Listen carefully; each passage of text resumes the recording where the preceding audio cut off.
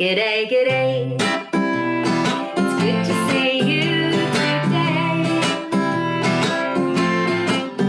We can clap our hands. We can clap our hands in music today. G'day. It's good to see you today. Oh, what a sweet welcoming to our episode. Hi, Pam. Welcome Thank to you. Autism Knows No Borders. Thank you for being here. Thank you so much, Rachel, for having me. I'm excited to share the world of music therapy with our listeners. First, let's start with how autism is understood in Australia. Okay, well, I guess autism in Australia has been fairly in line with that of the more developed countries such as the USA and UK. In terms of diagnosis, from around 1960, input from health professionals were often limited to neurological opinions and then going on into more psychodynamic framework. From the early 70s, a more behavioural approach was then considered. From the 1980s or between 1980 and 1990, individuals with autism were often in special needs schools or programs that looked after them and taught basic life skills and independence. Before 1984, funding was very much limited into the services that were outside of school funding programs, and therefore parents with children with autism or any kind of disability for that matter were left responsible to fund services such as speech therapy, occupational therapy, and of course music therapy was still very, very new in Australia at that stage, and still finding its feet. Mm-hmm. Yeah, so there's just been a growing awareness of autism in general. Yeah, absolutely. And after this time, after 1984, when our Labor government Prime Minister Bob Hawke, he introduced Medicare, where the federal government funds health professionals, including doctors, allied health professionals, and psychologists through Medicare funding.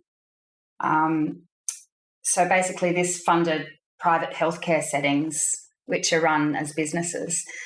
So in 2008, the federal government launched a funding program that was called Helping Children with Autism, or otherwise known as HAQA.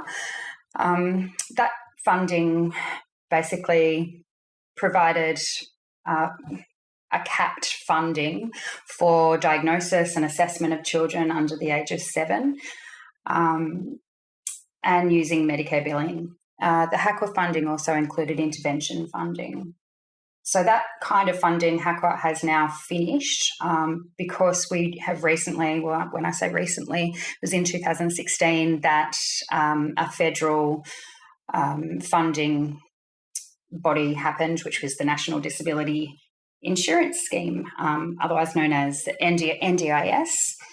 So basically the NDIS scheme's purpose was to deliver care and support for the life of people with severe and profound disabilities, using an individualised and lifetime approach, including accommodation and day programs, allied health professionals such as myself, and access to support workers and transport, respite, as well as assistive technologies to help with communication.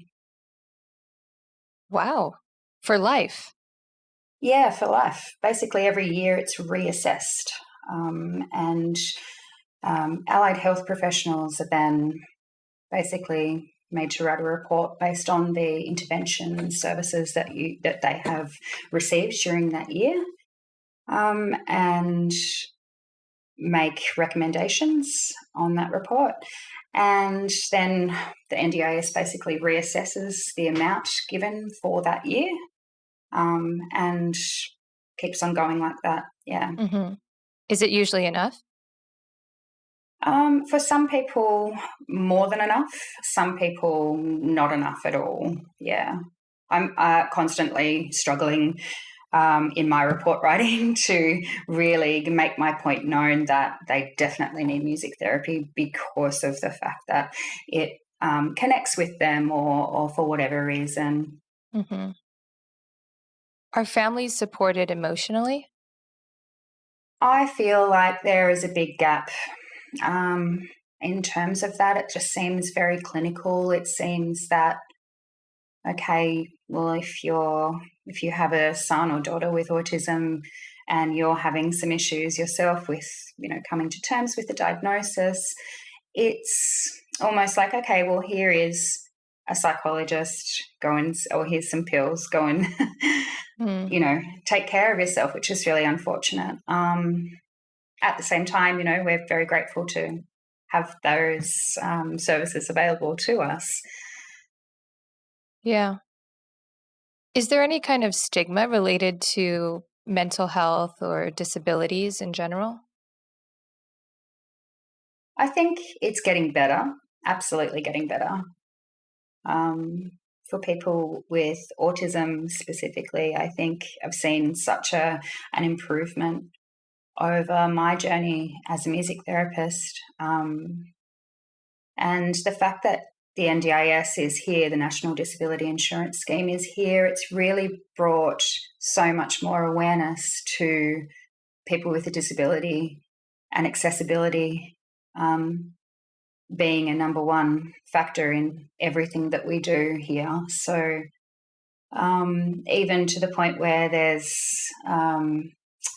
operas now made specifically for children on the spectrum or children who have a disability. So, I believe it's getting better. Mm-hmm. So those operas are maybe not too loud, or they accommodate some sensory issues? That's right. And there's also these beautiful music days that have the Sydney Symphony Orchestra come to a specific event where children with autism go to, and they get them involved. So it's almost like music therapy, but sometimes it gets a little bit chaotic and loud. So a lot of the children arrive prepared, and their amazing teachers have told them that it's going to be loud, so you may want to bring your headphones or whatever. So it's I think it's well received in that sense. That's really cool. How about employment for adults with autism?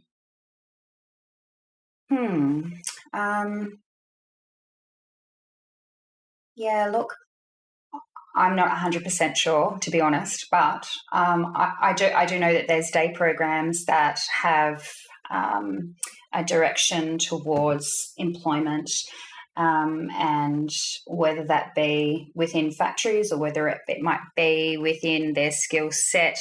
They might be really great with their hands. They might be really great with organising products or whatever it be. I know that a few of my adult clients work within that kind of area.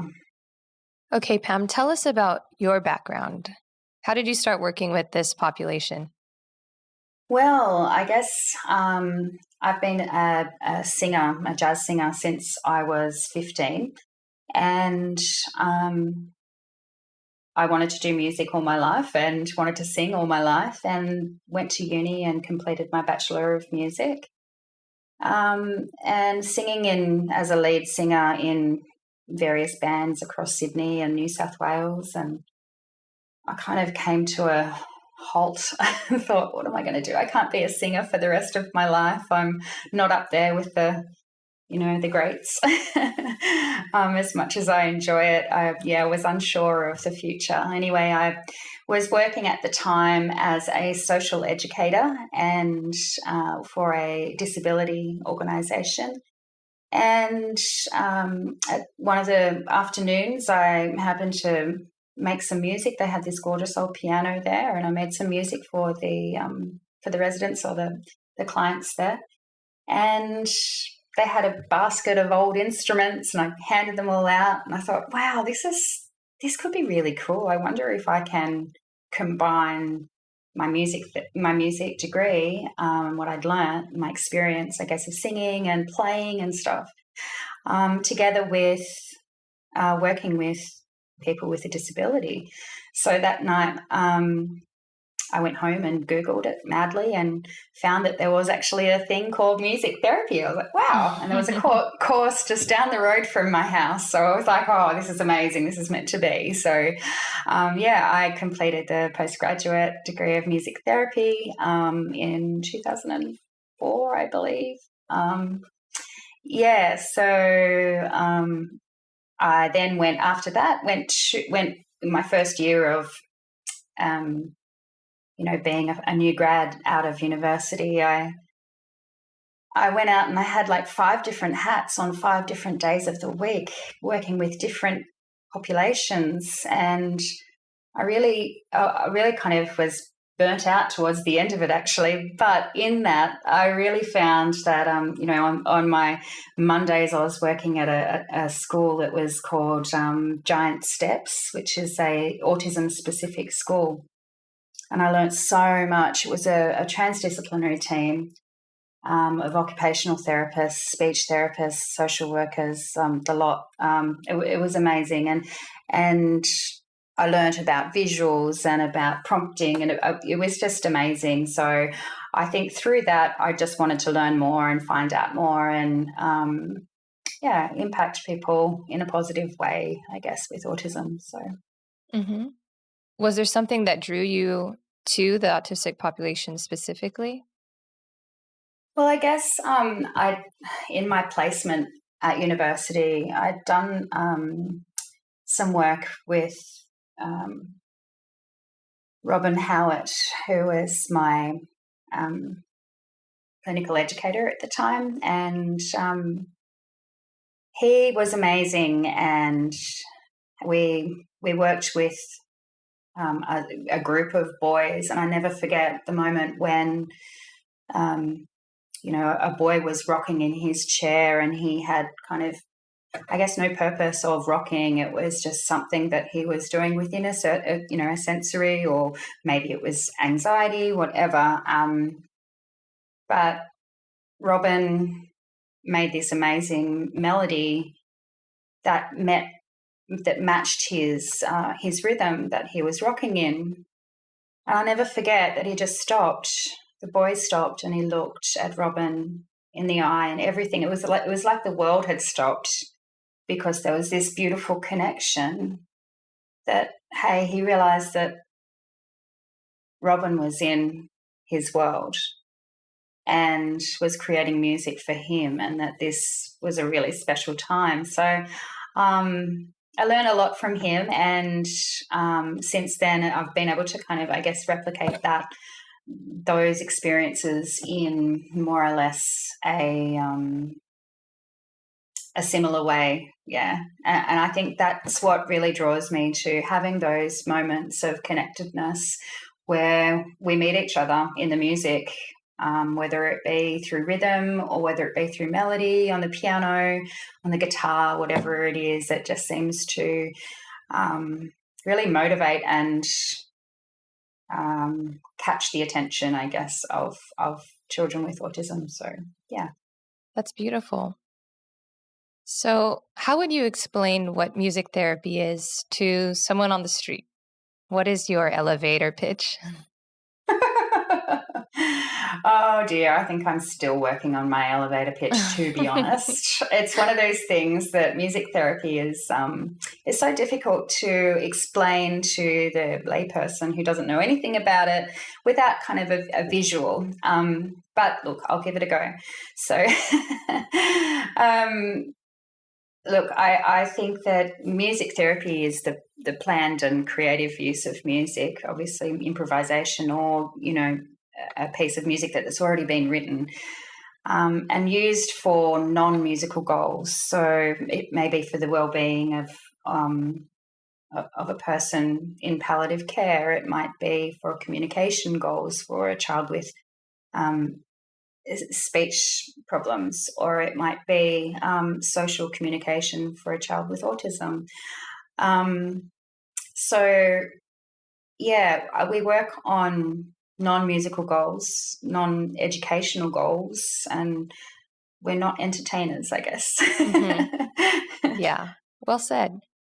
For listeners who don't know, I did a music therapy program in San Francisco, California, about 5 years ago now.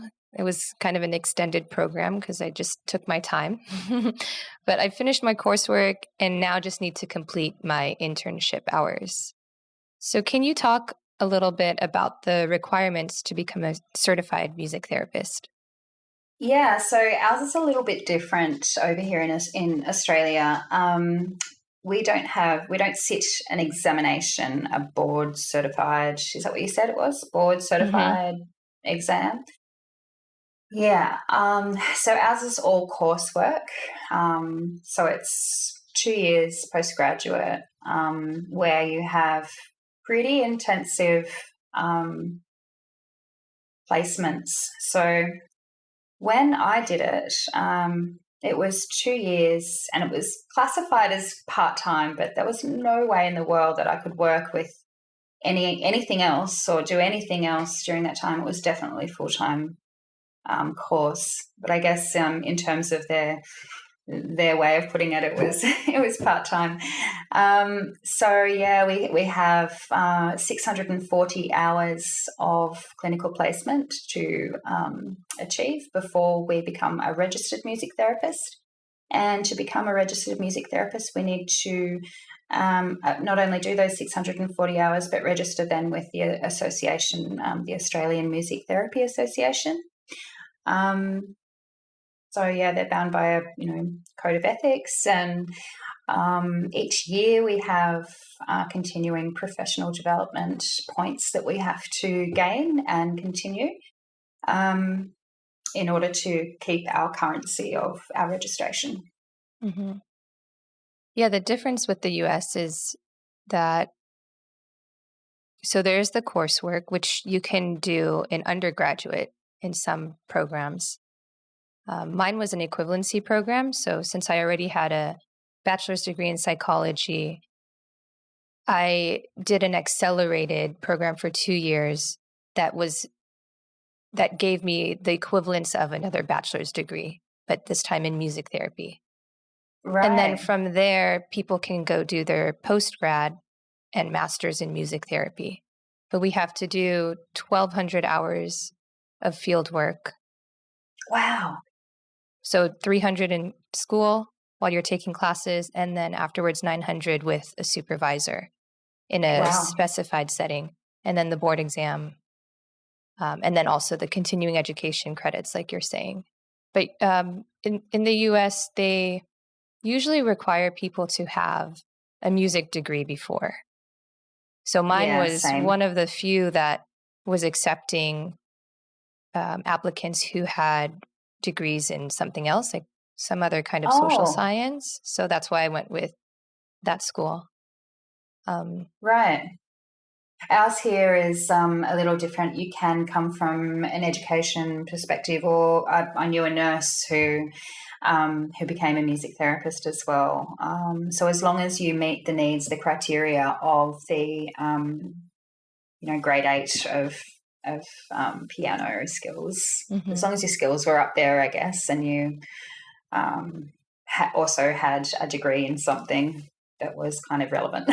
Yeah. So what's your main instrument?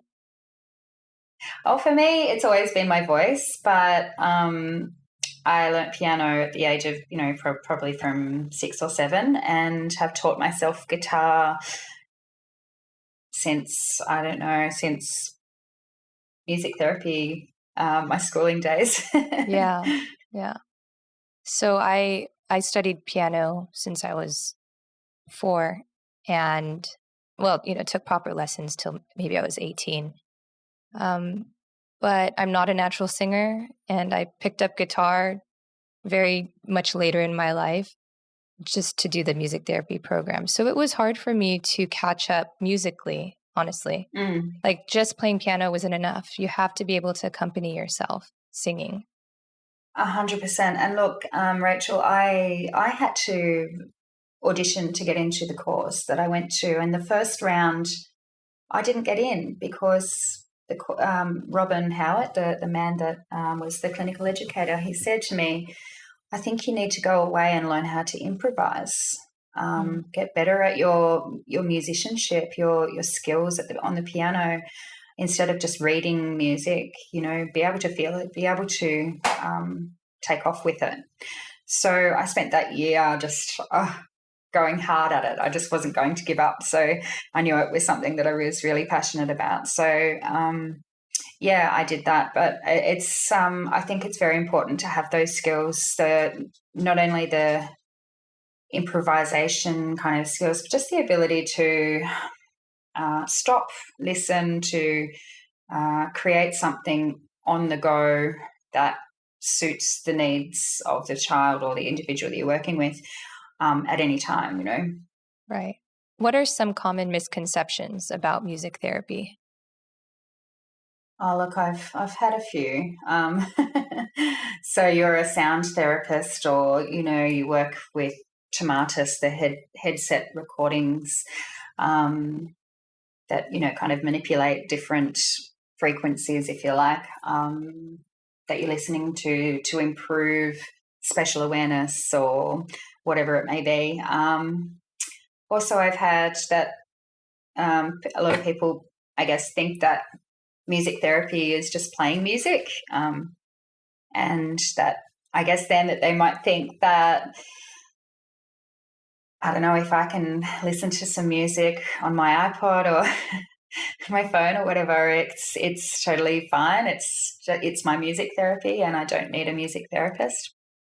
Yeah, I've heard that too, about just being the person who presses play on the music player. Or even someone said, "Oh, music therapy. Well, I'm a singer and I have something wrong with my throat. Can you help me with that? Like something physical?" I'm like, that's not really what we do. No. Can you talk a little bit about the importance of the therapeutic relationship between a music therapist and their client? Yeah, I guess building a rapport is number one. It's paramount to everything from the get-go. So building that rapport and getting to know each other and getting to know their likes, dislikes, strengths, weaknesses, knowing exactly what goals we're working on. That therapeutic relationship can really bring about some change if the foundations are right, if the foundations have been strong from the get-go. I find that therapeutic relationship within music is not only about playing, but listening as well. Listening, whether they're talking, whether they're humming, whether they're playing any kind of instrument. It's really about silence. Mm-hmm. Yeah, so you mentioned earlier that a lot of different people can benefit from music therapy services.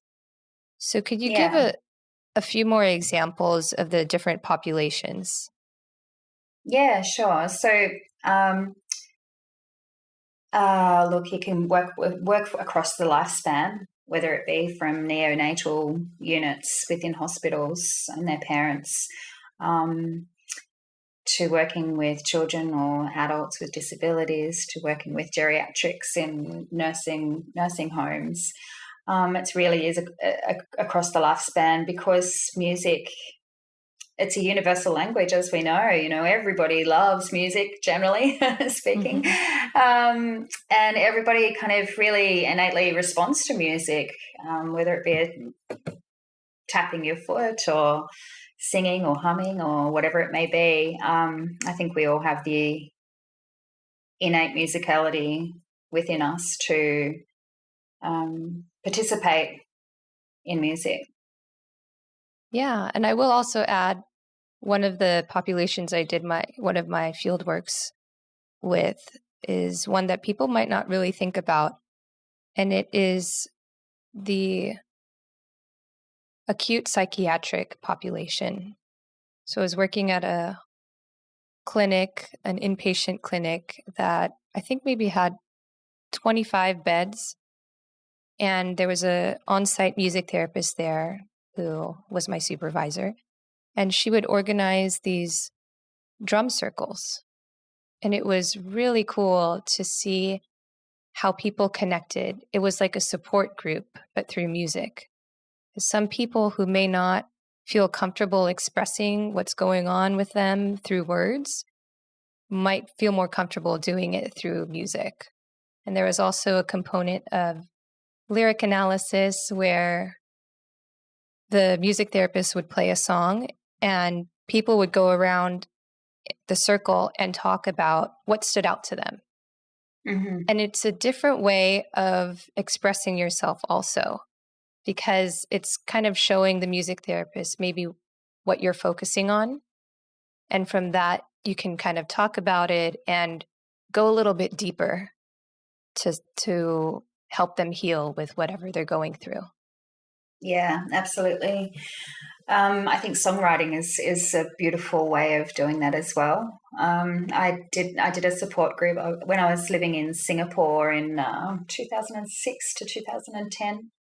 I facilitated a support group actually for cancer survivors, and we did a lot of lyric analysis and drumming circles as well. But songwriting seemed to really help them overcome the fears, I guess, of it coming back, or of where they were at that stage. Mm-hmm. Yeah, one of my supervisors also worked at a state hospital. So using music to help determine if the person was clinically insane or not. And was able, and if that person was able to stand trial. So it just kind of shows the wide variety that music therapy can be used with. Yeah, absolutely. Amazing. I have my employee, actually, she's just about to start working at a rehabilitation hospital, and she's going to start a stroke victims choir. And she's also working closely with a speech therapist as well. So it's very much on the neurological kind of plane of, medical setting, I guess, in that sense. Mm-hmm. Right.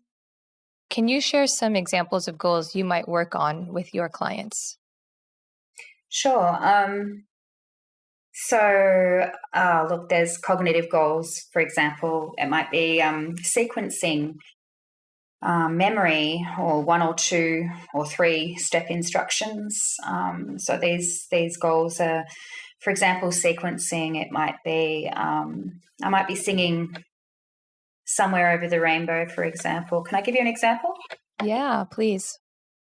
All right. So if I'm singing Somewhere Over the Rainbow, it might be to help them slow down, but at the same time reach them at their goal of sequencing, being able to follow a sequence of instructions. So I would use some chimes, which I have here.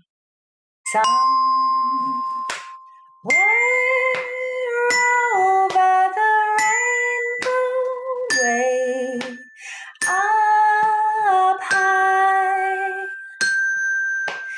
there's a land that I've heard of once in a lullaby.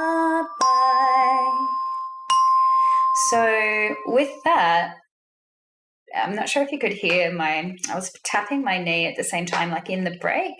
Mm-hmm. So what I would do with a child working on something like that is I'd get these chimes out on the ground in an order, and I'd get them to tap the floor in between so they could feel the rhythm of the song, of how slow it's meant to be. And so they knew exactly when to hit the next chime. So that whole idea of sequencing, coming down the scale, being slow, being rhythmic, and getting them to follow the instructions given. So, yeah. Mm-hmm. Right. And how is this generalized to their everyday life? In schooling, obviously, you've got to read books, you've got to be able to follow 1 or 2 step instructions, you've got to be able to follow any instruction at all, really. Mm-hmm. So in order to do that, if they're struggling with memory or struggling with those instructions given, this is a really nice and motivating way to kind of be able to reach those goals and then obviously transfer those skills across. So in terms of transferring those skills, it's really important to tell the parents or have the parents within the room, and then also for them to tell their teachers, tell whoever it is that's working with them, to continue singing, continue doing this. Oh, such and such has been doing this in music therapy and it's proving to help with his sequencing or whatever it may be. Mm-hmm. Yeah, so I think the communication, the lines of communication between allied health workers, whether it be the speech, occupational therapist, and the educators, obviously, and the parents, is really, really important. I've just given you one example of goals, but I can kind of go on. Yeah, could you give us another one? Yeah, sure. So, look, obviously, there's social goals like turn taking and waiting and eye contact, body language, levels of energy, and learning how to read a room in terms of what's appropriate behaviour and what's not. Appropriately respond, I guess. Communication goals, such as both working on receptive and expressive language, and also working on targeted sounds, which may be b, p, d, la, g, for example. But obviously working with a speech therapist is so good, because then you can kind of really focus on the sounds that need to happen in order, I guess, in developmental order. Also, there's physical goals such as gross and fine motor skills and coordination of left and right, and finding their internal rhythm. I usually start every session with playing the drums after a greeting song, for example. We would go into using some drums to ground the child, to get them really ready to feel their own rhythm. So I might set up 2 drums, and it might be a big drum and a small drum. So I would play something like listen, listen to the drums.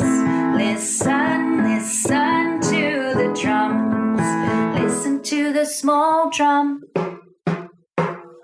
Listen to the big drum. Listen, listen to the drums.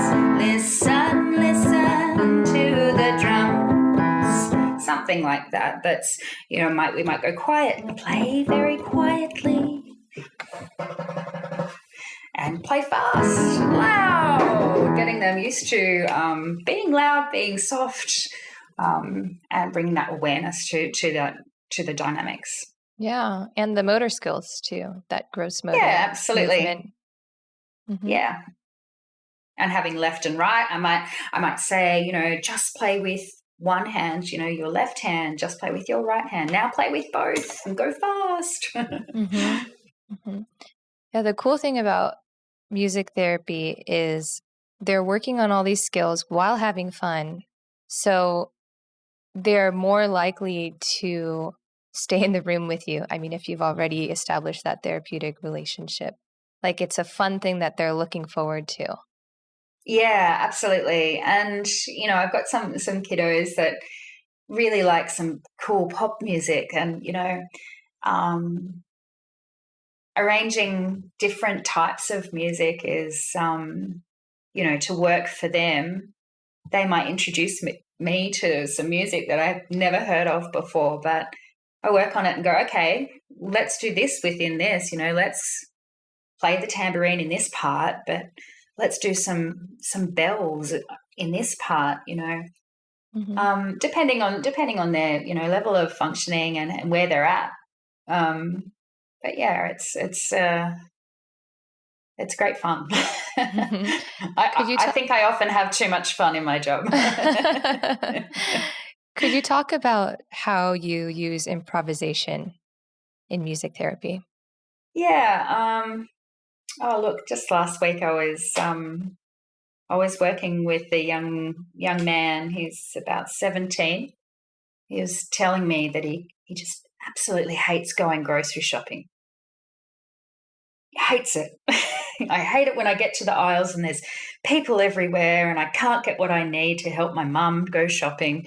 And so we ended up writing this grocery shopping blues. It was, I got the grocery shopping blues and I'm feeling it today. Something like that,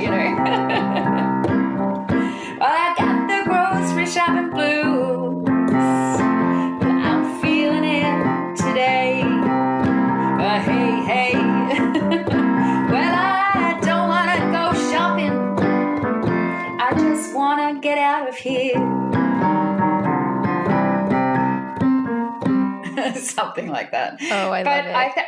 I think just working in the moment of, okay, so what are we going to do about that, And we identified different parts of the shopping. It was a really visual experience, I guess, going through different parts of the grocery shop, and what we usually need to buy and what, where the issues come up.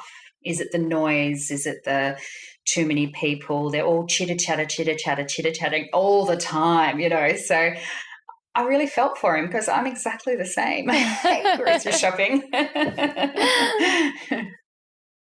The blues is such a great song to write to. I remember when I was doing a field work at a children's hospital in Oakland, my supervisor would write songs with the patients, these little kids who had been in the hospital for maybe weeks, and it was called the hospital blues.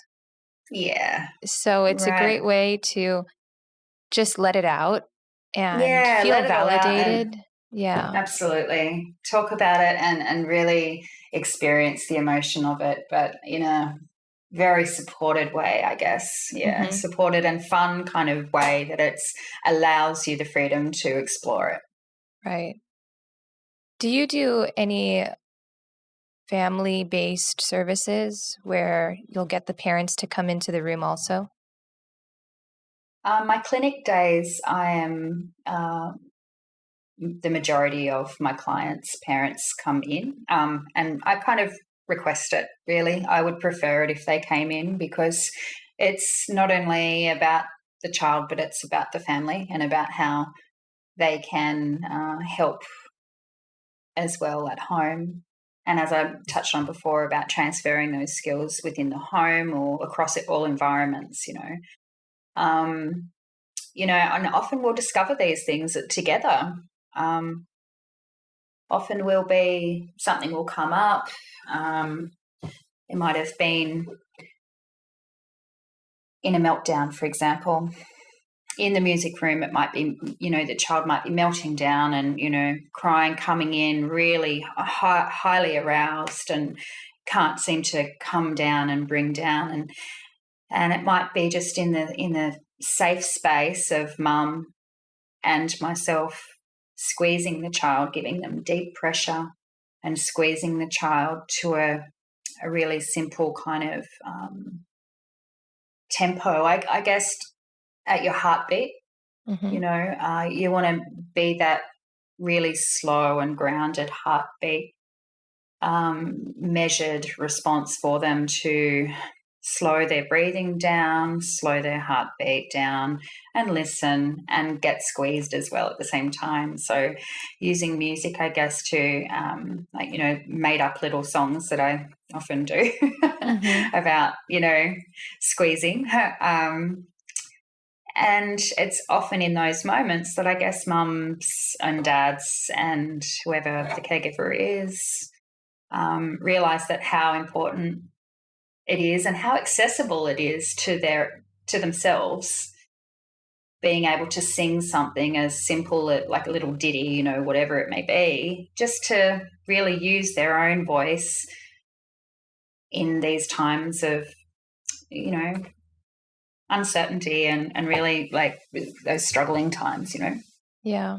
So, Pam, you've also started your coursework to become a registered behavior technician. So, tell us Yeah. about how you fuse applied behavior analysis and music therapy. Well, look, I'm still learning. I really wanted to when I went to the Global Autism Summit last year, which I'm sure you want to talk about later. Mm-hmm. But yeah, I really was very, very much taken by behavior analysis, and I wonder how I can find this sweet spot between, music therapy and behavior analysis, because they're almost two polar kind of different things, really. One's very expressive and creative and whatever, and behavior analysis it's a really measured approach to achieving functional learning or capacity, and I guess finding that sweet spot, I guess, with where I work at a school. It's called Woodbury Research and Education, working with BCBAs and RBTs. It's a really great place because within the school, they identify the goals very, very clearly, and as a group, as a team kind of thing, team approach. I'm really enjoying, I guess, seeing how these kiddos can kind of get their functional life skills improved, I guess, through ABA, but also seeing how music therapy can approach their flexibility and work on their flexibility and non-rigid kind of way of being in any type of setting. It's about really letting go and experiencing a moment of connectedness.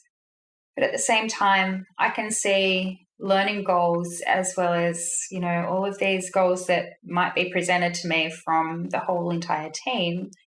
And then how I implement those creatively seems to work for these kids, because it's so motivating. Music is so motivating. It's fun. It's exciting. It gets them laughing and humming, and some even talk.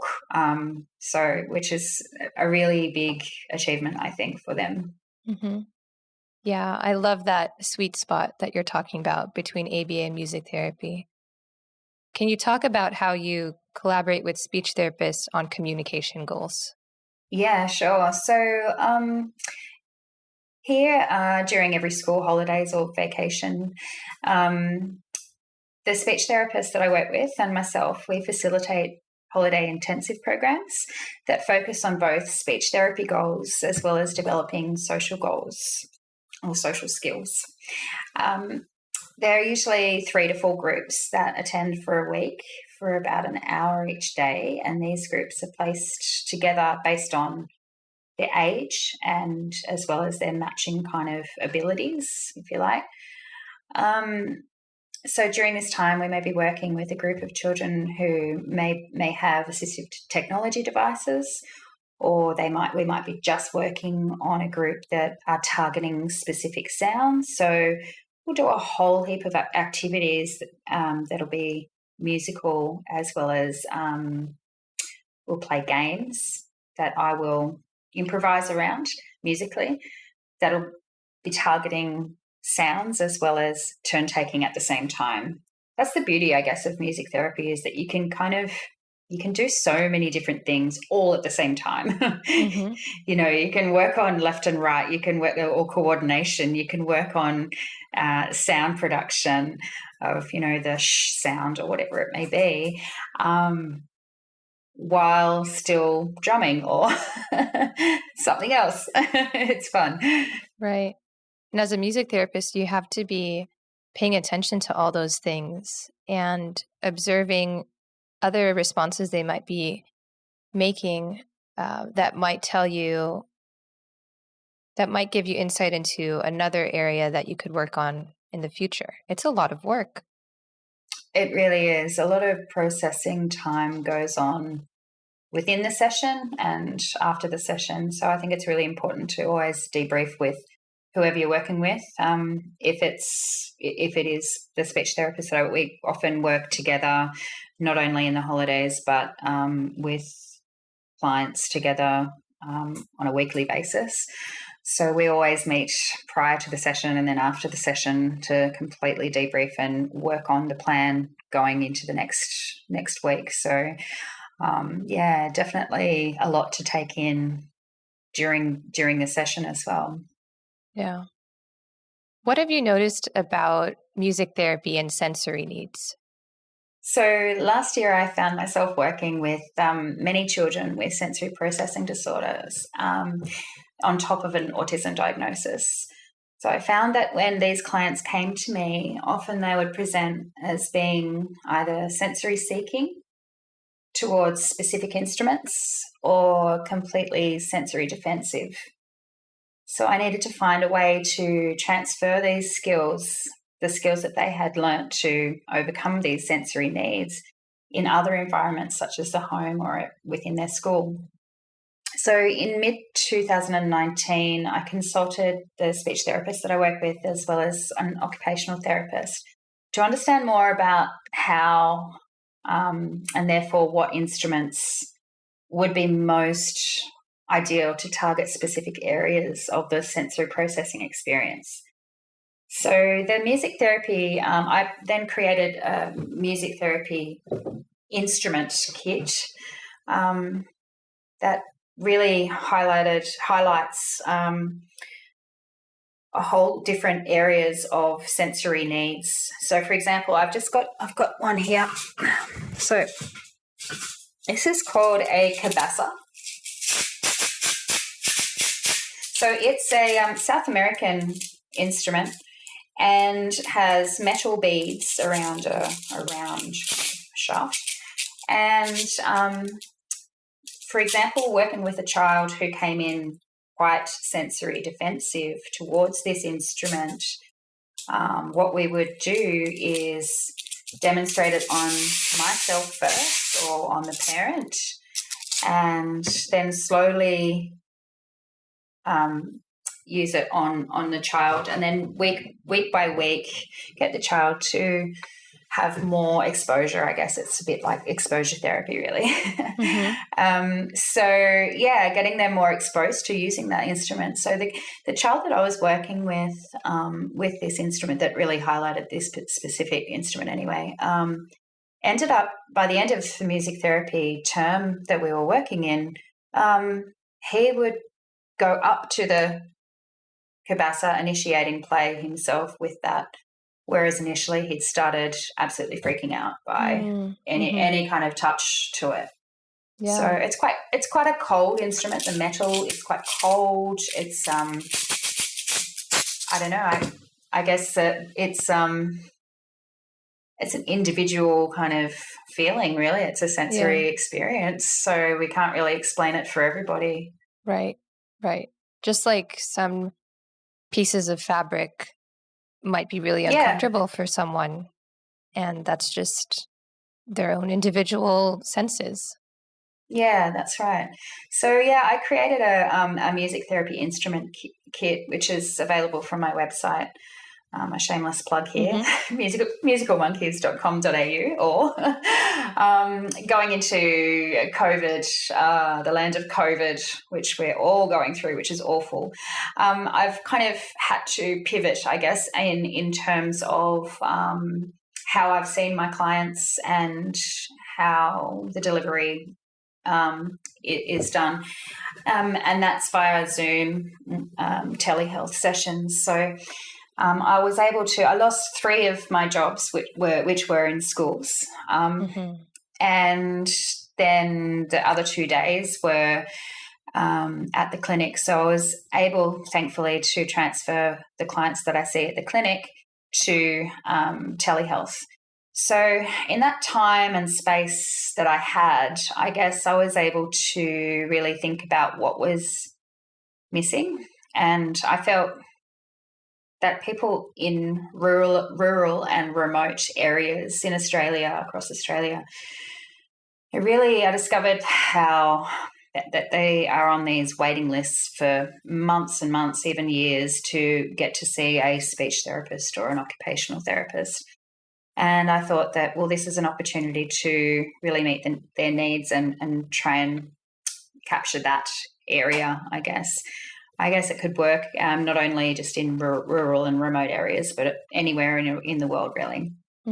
So I created the musicalnest.com, and basically it's about promoting the use of the kit that I created, the music therapy kit, and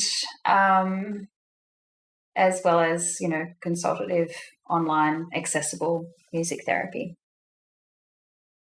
Cool. What would a telehealth music therapy session look like? So the clients that I was able to transfer to a weekly session, they all purchased the kit through their NDIS funding. So that was great that they were able to have something at home with them, so that if I said, all right, grab the castanets now, we're going to work on, isolating the left hand and then isolating the right hand, and I might play a melody that is rhythmic for them to join in within. There's depending on what I'm working on in terms of the goals, it really depends on how it looks. Like, for example, it was just this week, Monday, I worked with a boy who's 9 and higher end of the spectrum, I guess, and really struggling socially with his friends and school, and having meltdowns because of the social differences, I guess, that he's having. And we created a song, we wrote a song together about friends and what we do, and how good they are, and how, when you have them around, they're really great and everything. When everything's working, it's really good. But when it's not working, what do we do? And trying to work through problem solving and what he feels would be a good solution in these times. Yeah. I think increasing coping skills during this time is so important for everyone. Yeah, absolutely. Our kiddos here have only just gone back to school for a good maybe 5 weeks now. And yeah, it's a really tough time for everyone, but for kids to try to understand this. And, I think the behaviours seem to come out more because maybe they don't not understanding why everything's so different. And yeah. So Pam, could you hold up the music therapy kit to the camera so people who watch the video can see it, and maybe just talk about the different instruments that are in there? First of all, we have this 12-inch drum. It has a synthetic skin, and it's very durable. It's great for grounding clients and grounding kids to listening to some music, whether it be playing music or receptive, like listening to anything on a CD or your phone. This is what it sounds like.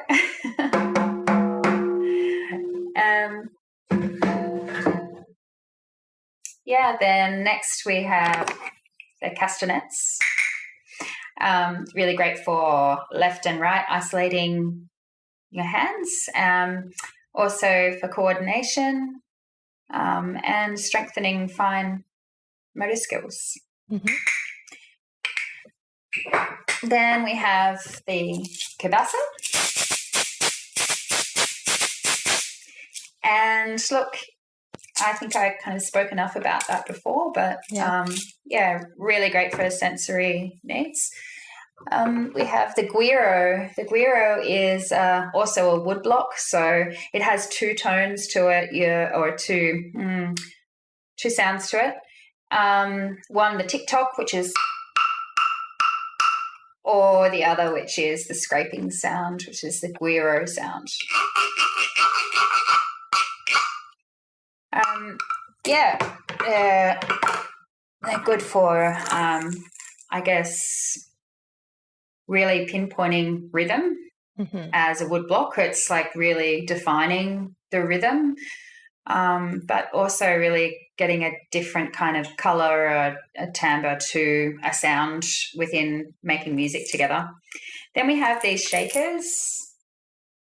The blue one is they're different.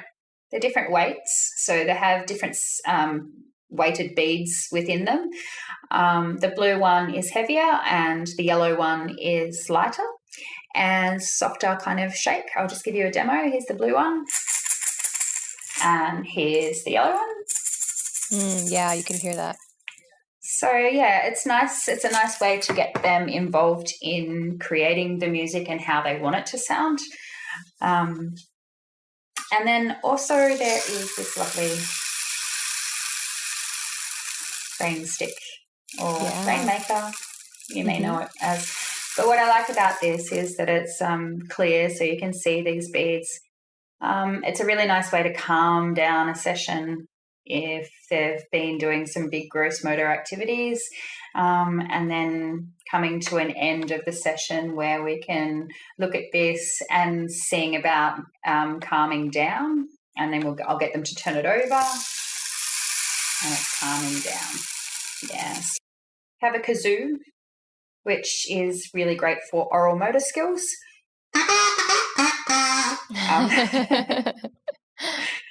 Who doesn't love a kazoo, really? maybe parents that have bought this kit. I'm not sure. They're all really great sensory and goal related instruments that are available on my website. We'll put a link to that in our show notes so people can go check it out. Which one is your favorite instrument? Oh, by far, I think the kibasa. Oh, yeah. Okay. Yeah. Changing topics, Pam. Last year, you attended Global Summit in Bali, which was our first annual international conference. Of course, unfortunately, we aren't having it this year, but hopefully next year or sometime soon. That's actually where we met. We were staying at the same villa. Yeah, you were my villa mum. So what was that experience like for you attending Global Summit? Look, it was fantastic. It was amazing. So the Global Summit was my first experience of being involved with the Global Autism Project.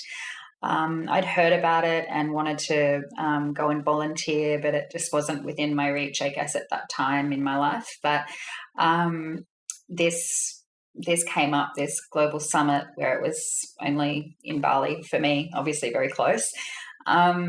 And so, having 3 kids and taking off to Bali by myself for a week of professional development was, an absolute dream come true. I couldn't get out of Australia quick enough. So the whole experience really, really was fantastic. It taught me so much, a great deal, obviously, about behaviour analysis, and obviously made me seek more education in that.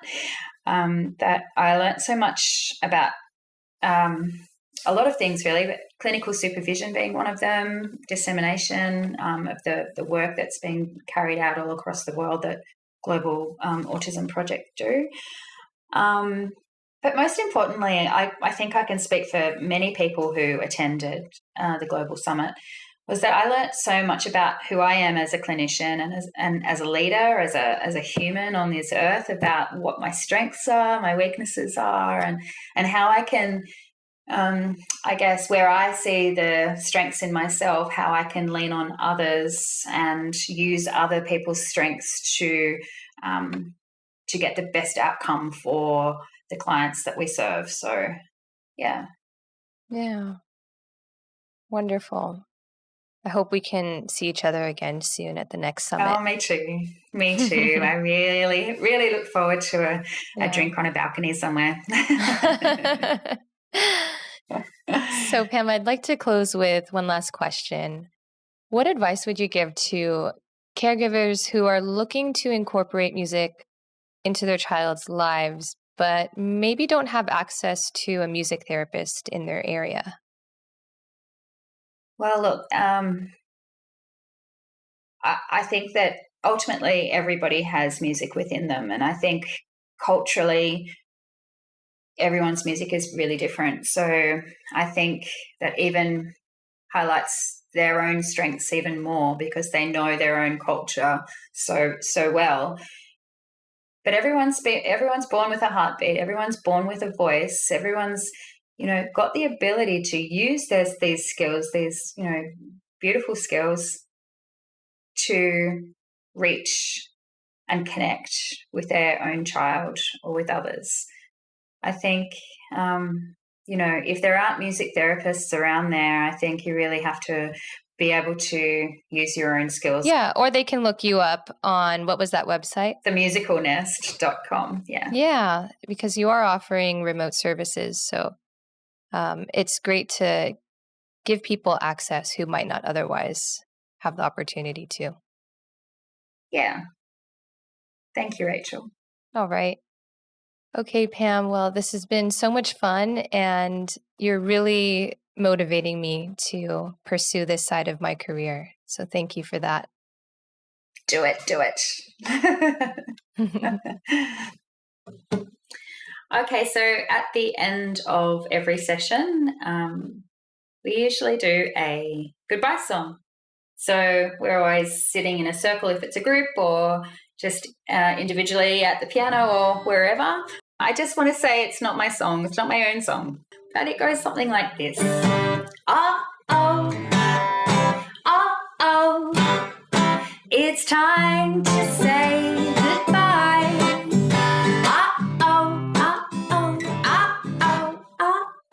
It's time to say goodbye.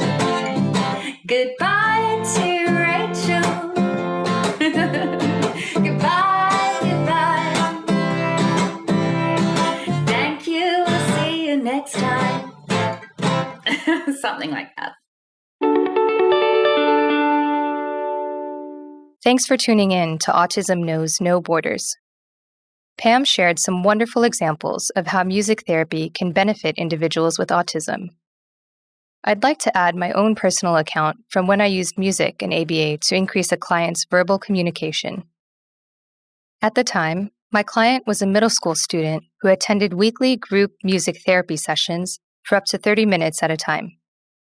For this story, I'll call him Alan.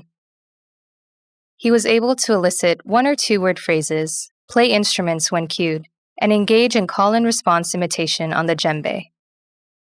Building on his strength of having some language, our goal was for Alan to sing along to his favorite music more often. I would play for the group, and in the beginning, he was only singing along 2 times per session. Given that he had an auditory delay, providing Alan with a clear visual sign of when to sing increased his participation in the activity. For example, if I wanted to cue him in so that he would fill in the blank in a song, I would pause and point my guitar in his direction. By the end of the month, he was singing along up to 7 times per session.